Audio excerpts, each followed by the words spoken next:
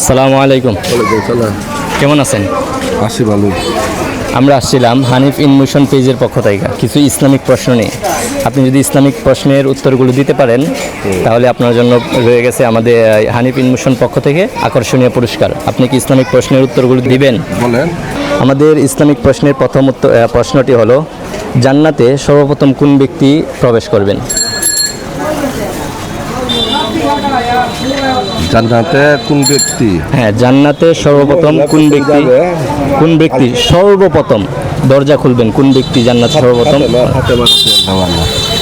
না, আপনার উত্তরটি সঠিক হয় নাই।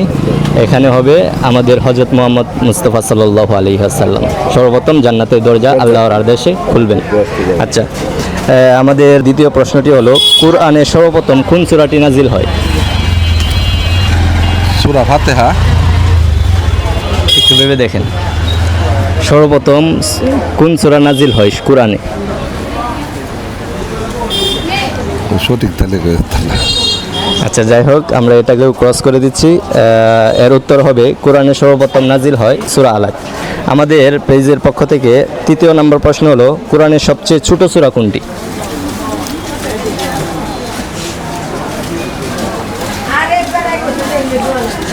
সবচেয়ে ছোট সূরা? জি,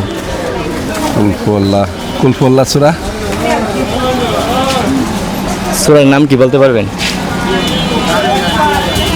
সূরা কাউসার। আর হলো কুলফুল্লাহ। সূরা কাউসার সবচেয়ে ছোট। সূরা কাউসার সবচেয়ে ছোট। মাশাআল্লাহ, আপনি তিনটা প্রশ্নের মধ্যে আপনি দুইটা প্রশ্ন ক্রস হয়েছে এবং একটা সঠিক হয়েছে, যার কারণে আপনি পুরস্কারটি পাচ্ছেন না।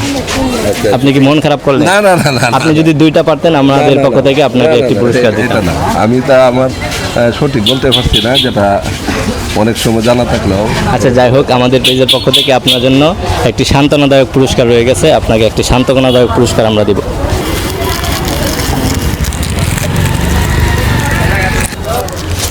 এলন ভাই, আপনার সান্ত্বনাদায়ক পুরস্কার একটি। আপনার অনুভূতি কেন? না না, ভালো। আমরা তো মানে ব্যবসা করি না, এই তো নামাজ পড়ি।